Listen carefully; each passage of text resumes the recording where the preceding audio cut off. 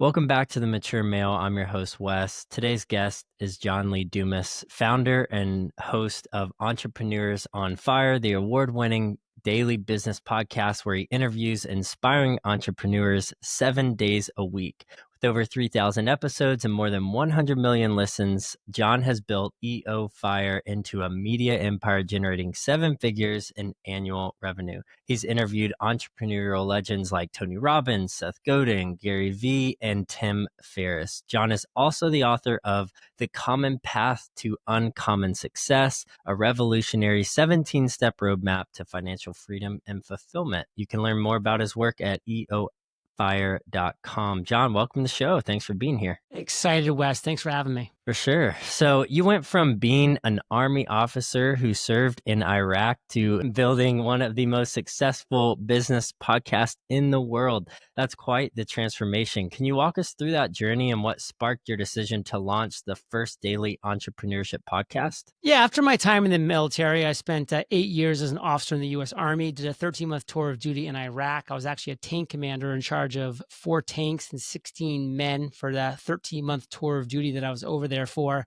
I came back and tried to kind of find my way in the world, and I took 6 years to do it. I mean, I went to law school. I was in corporate finance. I tried commercial real estate. Nothing was really clicking with me, but then I started listening to audiobooks, reading business books and biographies. It eventually kind of led me to this kind of new field called podcasting. It wasn't that popular at the time. This is back in 2012, and I just fell in love with the medium of podcasting. And then I discovered a niche within podcasting that just wasn't really being maximized to what I thought it should be, which was interviews with entrepreneurs, like learning their stories, their successes, their failures, their ideas, their strategies, their recommendations, their tools, their resources. There's a few shows out there doing it, but they were doing it like once a week and it wasn't enough. So I said, hey, I'm going to become the first daily podcast in the world interviewing entrepreneurs. I'm going to call it Entrepreneurs on Fire. And I'm not going to be good when I start because why would I be? I've never done this before, but I'm going to keep doing it every single day. And I've never stopped. And now it's been 13 years, 1,627 episodes. Life is good. Well, it sounds like in that transition, you entered into a lot of male-dominated careers from the military to finance. Law school. Exactly. So I'm curious, what were some of your main takeaways is what you learned being in those spaces as a man? Well, I'd say one of my biggest takeaways, especially from the military where I spent 8 years, was learning discipline, like really being a disciple to a plan of action. So creating a plan and then becoming a disciple to executing that plan of action. Like that's a big thing about being a leader, and specifically a platoon leader within the Army, is you're in charge of your men. Like you're in charge of their life, literally. It's being an armor officer. There's only men in that specific vertical. And that was, what I had to focus on was being a very disciplined leader. And then also that leads into focus. Like I had to really follow one course until success, which is an acronym for focus. I had to just say, you know what? Like I'm trying to become a great tank commander. I don't also need to try to become great at all these other things that may not matter because this is serious. This literally is life or death because I'm in war. Let's focus. I appreciate that acronym. That's helpful to frame. And then as you were moving into the creative world of podcasting, I imagine there was quite a mental shift you had to make. So I'm curious some of the main obstacles or barriers you faced in starting the new venture in the podcasting world. Well, what's really interesting transitioning out of the military was, number one, leadership is lacking in the civilian world. Most civilians they don't know how to lead. And that's understandable because they're never really trained to lead. They just kind of graduate college or high school or whatever it is, and they start the workforce and they just kind of do their thing. There's no like real leadership training. It's not common at all. And so they're not good leaders. There's very few good leaders. And so I was like shocked at the lack of good leadership in the civilian world. So that was one thing that was really interesting to transition into. And then also it seems like people are kind of scared of hard work. I mean, in the Army, like you work hard. Like you are up early and you are working late. And that just kind of gives you perspective of like, okay, like sitting in a cubicle from 9 to 5, like that's not hard work. That's like soft. And so like to me, like my transition to corporate finance was easy in a way because nobody around me was working hard. They are just soft. And so like that gave me a big kind of step up in these different fields that I went into. Just really the hard work and the leadership. Yeah. And that word leadership is obviously now expanded to a man in many different roles that he plays. If he follows the stereotypical path of, finding a life partner and a woman and then being a father, all these different roles, a leader in the community. I'm curious some main tips you may give a man who's looking to step up and be a leader and some things he should consider when wanting to do that. Lead by example. You have to lead by example. Like whatever you're asking people to do, you should, number one, be incredibly proficient at doing it. And number two, be great at doing it and doing it on a daily basis. Like that is just an absolute, be a proficient leader, like show them the way. Also, you should care. Like you really should be caring about those people who you are leading. Like if they know you care, that's very meaningful. And that's something that, a lot of people don't show, especially I noticed in corporate finance. You just didn't feel like people gave a flying F. Like it just really felt that way. Like it just felt like they just didn't care. They were looking out for themselves, which also kind of leads me to the next thing, which is take 100% responsibility. I mean, and believe me, officers in the Army are not perfect at this, but the only officers that I respected were ones that took 100% responsibility for things that happened in their chain of commands. And there were officers that did that. And to me, they were people to admire. Most people in the civilian worlds, they are looking for every reason to blame somebody else. Nobody wants to take responsibility. The few people that are willing to step up and take full responsibility for everything around them, those people are immediately admired because it is such a rare trait. I appreciate you using that word, admire. It's something in interviewing other guests I have found to be true, that men especially want to be admired. But it's a very ironic thing because at the same time, there are many men that aren't leading and aren't taking responsibility and ownership. And yet, if they did, one of the beneficial rewards is being admired for that. So yeah, I appreciate you sharing that. Well, shifting gears a bit to your main focus within entrepreneurship. So now that you've interviewed over 4,000 entrepreneurs, what are some of the most common traits or patterns you've noticed among the successful ones? Well, I'll start with productivity. Successful entrepreneurs are incredibly productive. And what that word means, it's not that you're busy. Everybody thinks they're busy. Everybody is busy running around, doing nothing of importance, kind of flitting here, flitting there. Being productive means you are producing the right content, whatever that might be for your industry, for your business. You're producing the right output. If you're in sales, you are putting in 100, 200, 300 calls a day. Whatever that is for you, you are being productive. We've already mentioned this word one time, but this is true for successful entrepreneurs. It's not true for most civilians, but for the successful entrepreneurs, they are disciplined. What do? They win tomorrow today. How do they do that? They create a plan of action for tomorrow today. So they don't wake up tomorrow morning and say, what am I going to do today? I wonder. No, they know what they're going to do the minute they wake up. Their day is planned. They have a plan of action and they are a disciple to executing upon that plan. And another word that we mentioned today, which is true for successful entrepreneurs, they are focused. They find that thing, like they identify what their passions and what their value levels and skill sets are. And they have found what that combination is, that zone of fire in the middle that overlays passion, excitement, enthusiasm with skill, knowledge, and value. They found the overlay in that zone of fire and they focus on that and they get up every day and they just keep doing that thing because that's their thing. They don't get distracted by this bright, shiny object, by that tweeting bird over there. They maintain focus. Like if I, after year 2, said, I'm going to stop doing a daily podcast and just do once a week and try a couple of the things with my free time,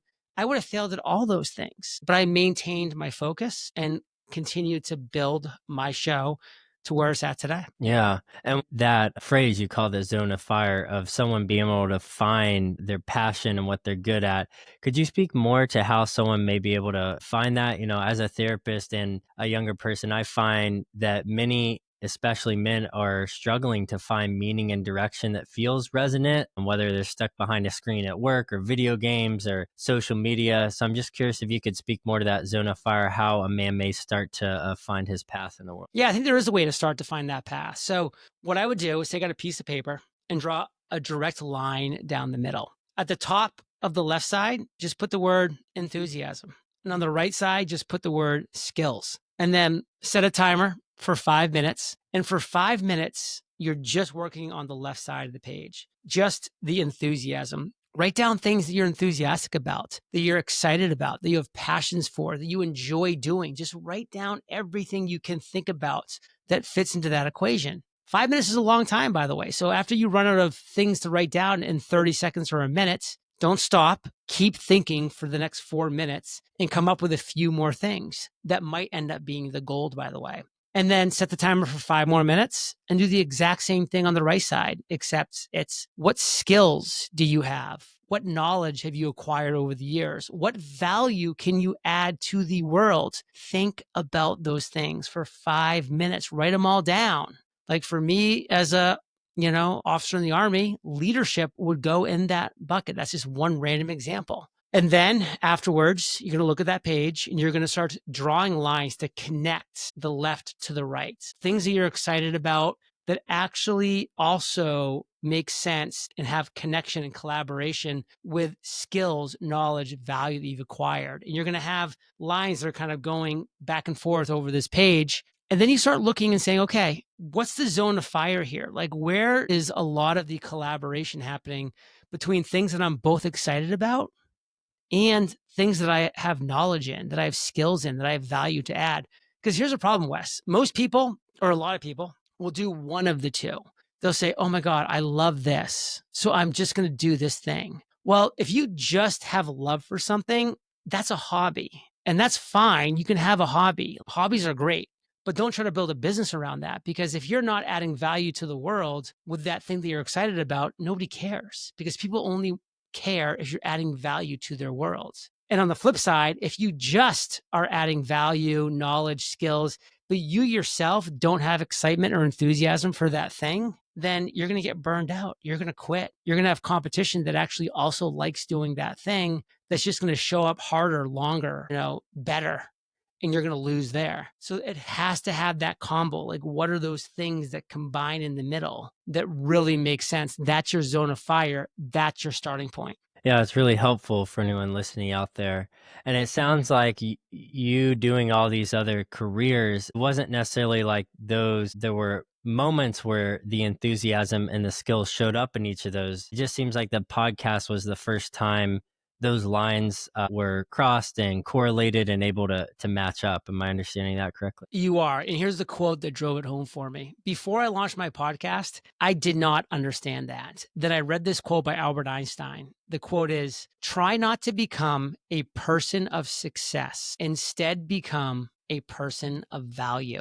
And that clicked for me, because I was just going to law school to become successful, corporate finance to become successful, real estate to become successful. I wasn't adding value in any of those areas. I was just looking for success, and I was not finding it. But when I flipped that on its head and stopped looking for success and said, how can I add value to the world? What if I was to have amazing conversations with successful, brilliant, amazing entrepreneurs and business owners and share those conversations for free with the world? Would that be of value? Of course. It's free and they're valuable conversations. There's a lot of knowledge in there. Well, that turned into the biggest success of my life. Yeah, for sure. I think that resonates deeply for me as someone who's just starting the journey and aiming at the right thing with the right heart posture. And speaking of success, there are many misconceptions about entrepreneurs, as I'm sure you've had before. I'm curious, what are some common ones you found of what it really takes to succeed as an entrepreneur? What it takes to succeed as an entrepreneur is really the following.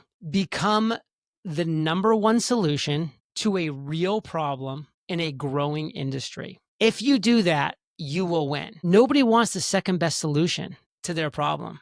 They want the best solution. So people will beat a path to the doorstep.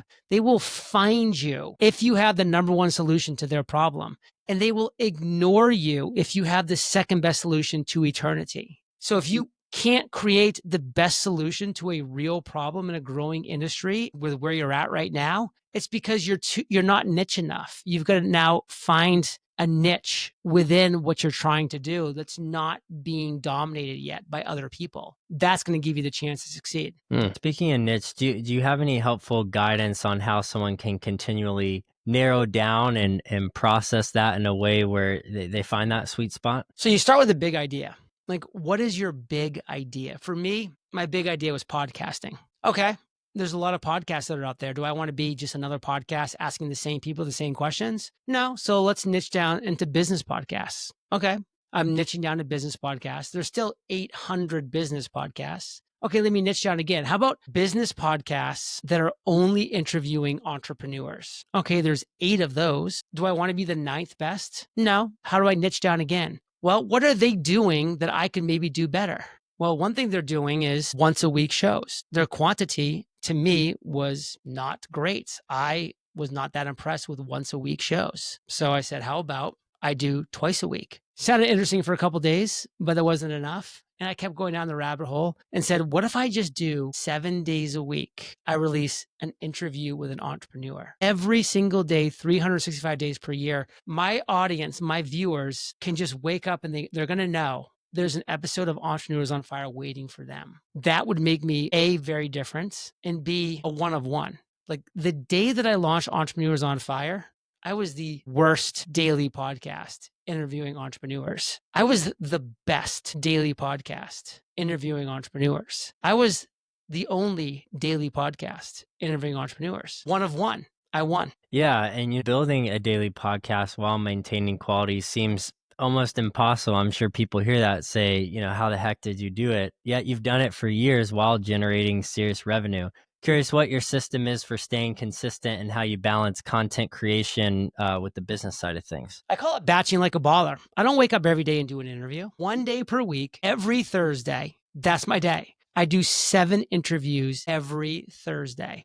So that's my one day that I wake up and I just know this is my day. I'm going to create 7 amazing interviews for Entrepreneurs on Fire. It's locked in for months in advance. I wake up, I lock it in, I knock it down. I make it happen. It's all about having the right systems, the right processes, the right batching methods to keep you going and not get burned out. Because now I've been doing this for 13 years and I'm further away from being burned out today than I was day one.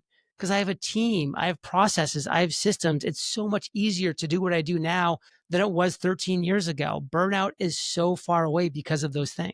On a personal level, I appreciate you saying that as someone who's just starting his podcast and trying to figure out how to put all the pieces together and keep up with things. And, I'm only 4 months in, feeling a lot of that weight, temptation for burnout. So it's really encouraging what you're saying is making me think, what systems and things can I put in place to give me a sustainable way forward. So thank you. Speaking of batching, along with the podcast, you're also an author of the book where you lay out a 17-step roadmap to financial freedom and fulfillment. For someone just starting out on their entrepreneurial journey, which of those steps do you think people most often skip or rush through, or let's say overlook the value of, and why is that? It would be chapter 8, which is all about systems and processes. Like that is what keeps your business moving, even when you're not moving. You have to have that in place because your business can and should be working for you, even when you're not actively working for it. And it will when you set it up correctly.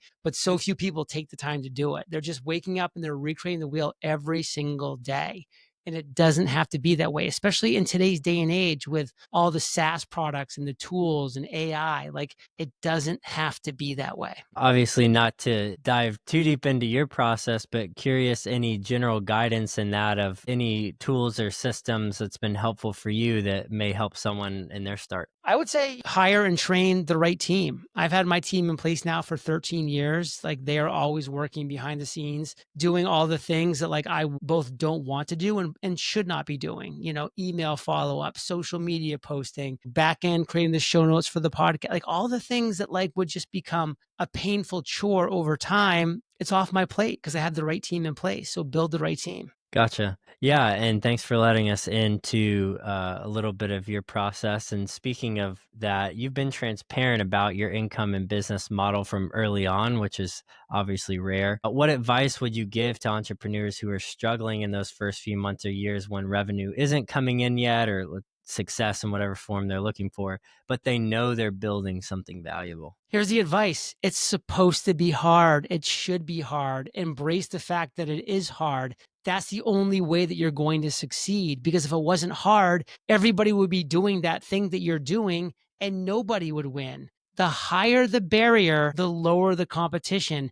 Because I set a barrier so high with Entrepreneurs on Fire, I have had no competition for 13 years. So the fact that it is hard should excite you because that means that all of your competition is never going to start or is going to quit when the going gets too tough for them. So it's good that it's hard. It's meant to be hard. It's meant to be a grind. It's meant to be painful. So when you get out the other side, you look back, you're like, man, nobody's going through that because that was bad. And there you are, dominating your niche. It kept you motivated all those days, all those months, all those years as the grind was happening. Obviously, you had the discipline and leadership you built from your time in the military and other high demanding jobs. But what else kept you going and was helpful to sustain you? I enjoyed the conversations with the entrepreneurs. It was fun. I found my zone of fire, which a lot of people have not done. Like I found what I'm excited about, what I'm enthusiastic about, what I also have skills, knowledge, and value to give to the world. Like I found that zone of fire.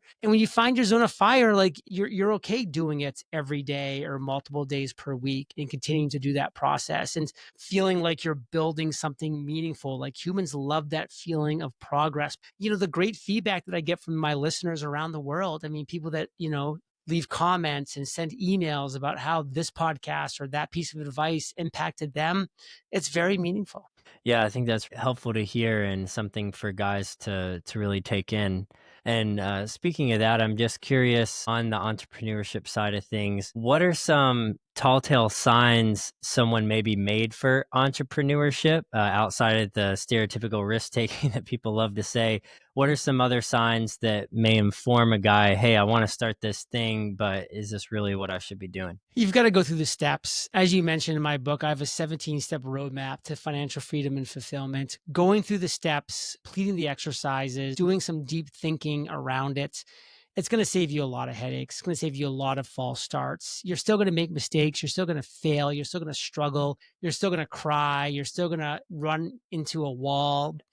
At the end of the day, when you know that you're going in the right direction, at least generally, really helps. The people that I really see give up are the ones that they're moving, but they have no idea if they're moving in the right direction. And that's scary and that's painful. Yeah, and speaking of scary and painful, I'm curious if there's an experience from your past, whether in the military or your entrepreneurship journey yourself with the podcasting, that was really painful. Maybe you missed the mark intentionally or unintentionally, but that now has really informed the way you go about, your life moving forward in wisdom. Countless times. I make mistakes all the time. I embrace those mistakes. I learn from those mistakes. One of the earliest ones that I made that was very painful was I thought I had the perfect course created. Like people told me, oh, that course is a great idea. Like, oh yeah, I would definitely join that course. Like that, you should do that thing. And so I went into a little cocoon and I spent countless amounts of hours doing that thing, creating that course.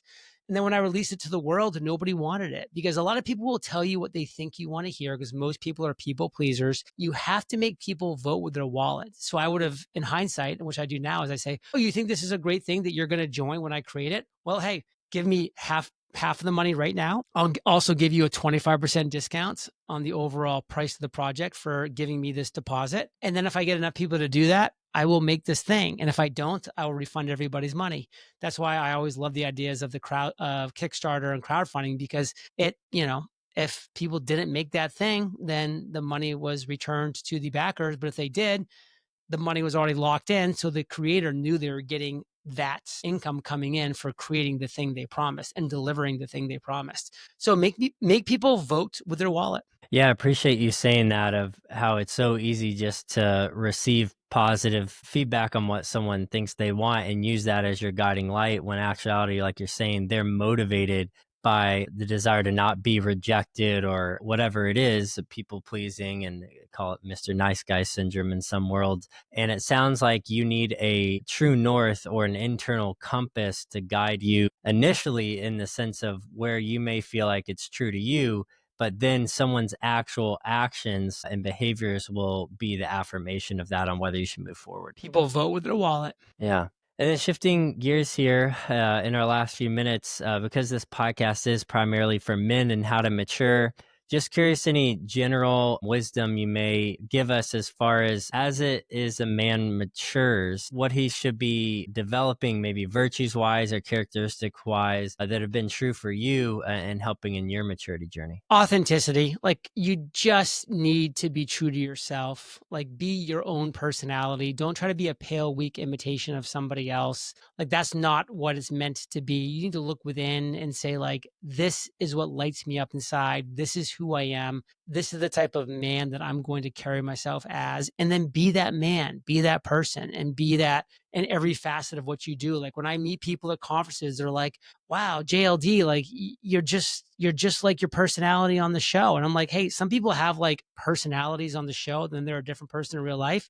That's fine if they want to do that. But for me, like, I just want to be my real, true, authentic, genuine self. And like, that's how I come across. And that's what I recommend other people doing, especially the men out there. Like, just look within, find out who you honestly are authentically, and just live that.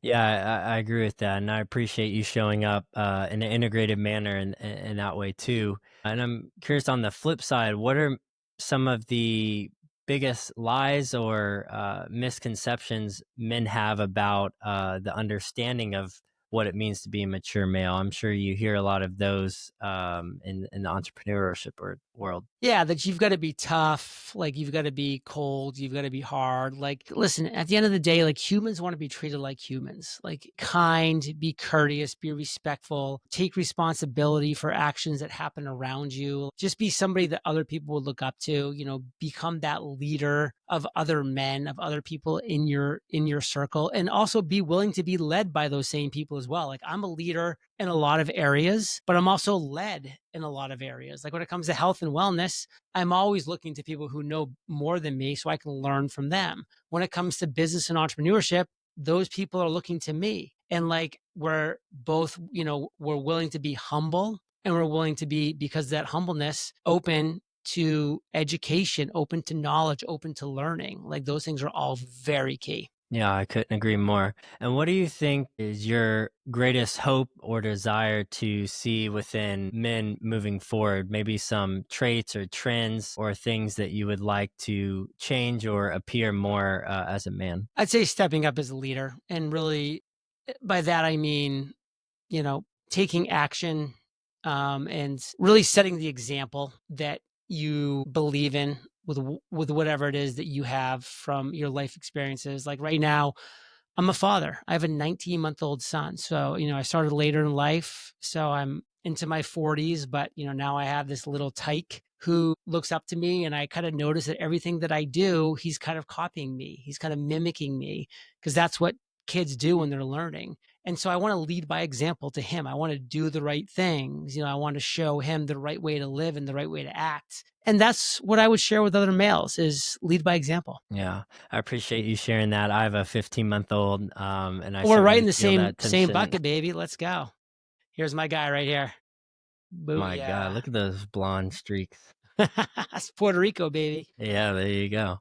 La Playa. So, yeah, I'm just curious from a personal perspective, then, also as a new father and someone that creates content and is desiring to be an entrepreneur. How do you find that balance between fully committed to the work through that leadership and discipline? Obviously, a daily show requires a lot of work and you have a team under you and all that income to have. And yet you have this robust life of people you're also responsible for and want to spend time with. So just curious how you find that balance and if you lean to one side or the other more naturally. It comes back to discipline, like having a plan of action and then executing that plan. I mean, there's a true quote, which is tasks will expand to the time allotted. If you give yourself 3 hours to do something, it will take 3 hours. But if you give yourself an hour, like it's going to take an hour. Like you just need, as especially as a parent now, I'm just much more cognizant of like, I'm sitting down, I'm giving myself this much time to do this thing, and I'm going to get it done. And if it's not perfect, that's okay.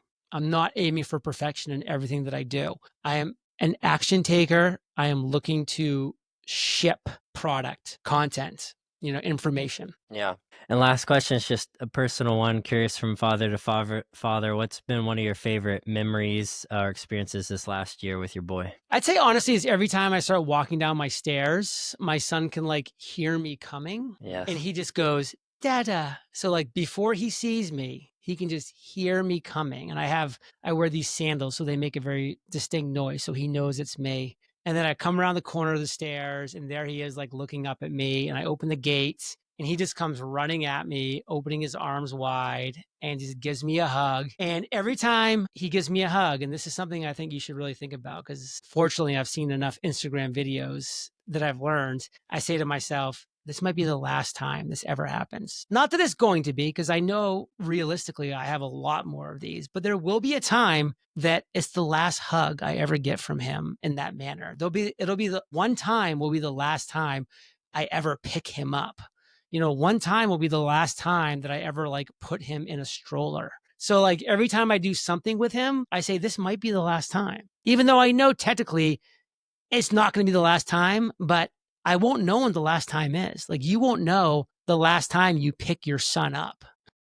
It'll be years from now, but you won't know it. You'll look back and you'll be like, oh, wow, that was the last time I ever picked him up. Yeah. What a beautiful existential note to end on, both for being a father, being an entrepreneur. And what I hear in that is be grateful for the moment, live in the moment, seize the moment and what you're called for, because life is short and you never know when it's going to end. Thank you, John. Appreciate your time. Adios.